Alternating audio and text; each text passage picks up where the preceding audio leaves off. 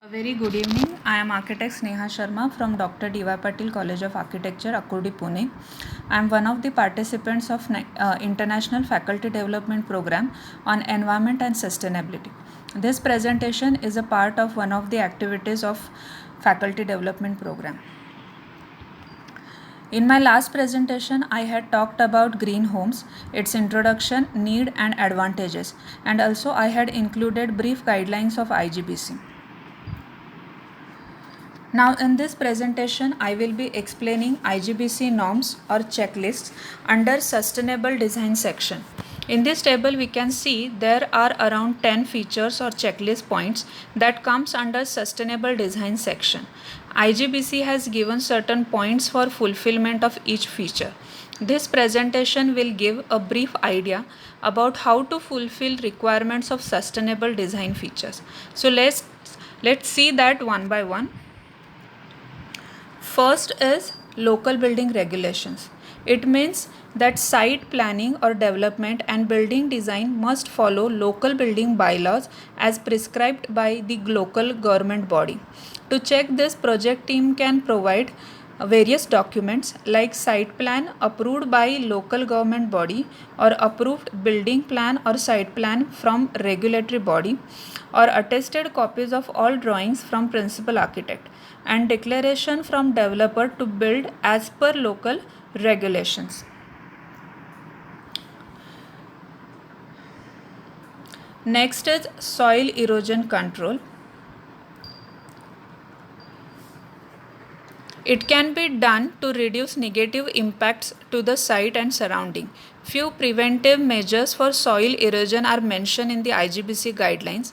Like before starting the construction, fertile topsoil can be stockpiled or it can be stored so that it can be reused or it can be sold or it can be donated for other purposes.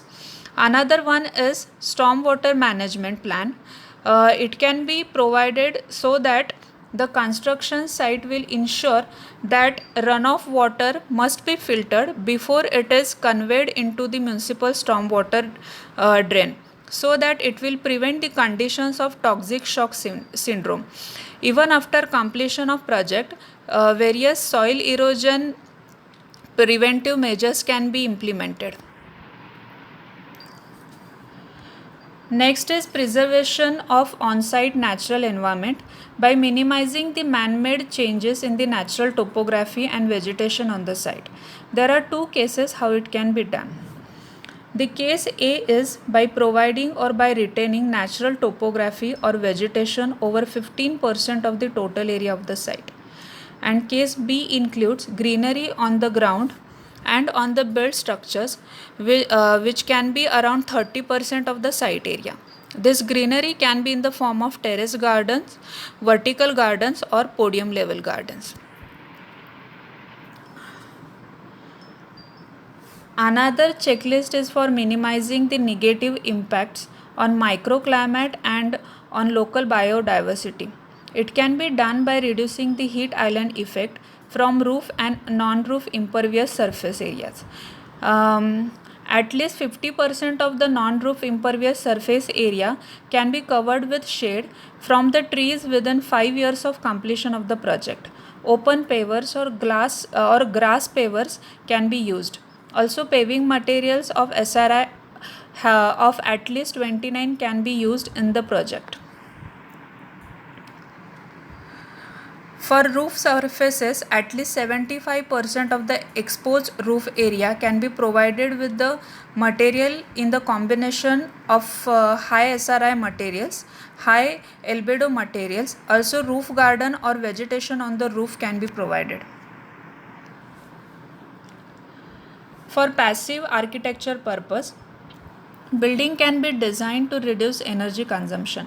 This can be achieved by providing 80% of the exterior windows with weather shades in such a way that the projection factor will be 0.5 or more than that. Projection factor is a ratio of the length of the overhang projection divided by the height of the window sill to the bottom end of the overhang. Skylights like open courtyards or skylights open to sky can be provided. The percentage of skylight area should be minimum 10% of the total building roof area. 50% of the common areas like lobbies, corridors, staircases must get daylight of minimum 110 lux. Other than this, passive cooling and heating technologies like wind tower, earth tunnel, geothermal technologies, and other passive measures can be considered. Next is universal design measures. Universal design measures must be followed in the building and the campus of the project. For example, car parking of size 3.6 meter by 6 meter can be provided with an easy access to the main entrance, or it can be provided closer to the lift lobby. Toilets in the common areas must be designed for differently abled people. There has to be the provision of board for wheelchair and stretcher at the security level. For hand-free movement in the common areas, there has to be uniform floor level. Ramps should be provided with handrails at least at one side. Buildings should have provision of stretcher lift. Also, audio assistance can be provided in the lift for visually impaired people. The buttons of elevators must be provided in such a way that wheelchair users can also use it easily. Visual warning signages in the common areas and in the exterior areas must be provided. Next is green parking facility. Basement parking area should be properly ventilated by providing axial fans, CO sensors, and there has to be minimum air changes per hour as per National Building Codes 2016. Facilities like electric charging can be provided for at least 20% of four-wheelers and two-wheelers in the campus. Also, there has to be provision of dedicated bicycle parking. Next is access to the amenities. Children play area, common sitting spaces, toilets for visitors and service staff have to be within the walking distance.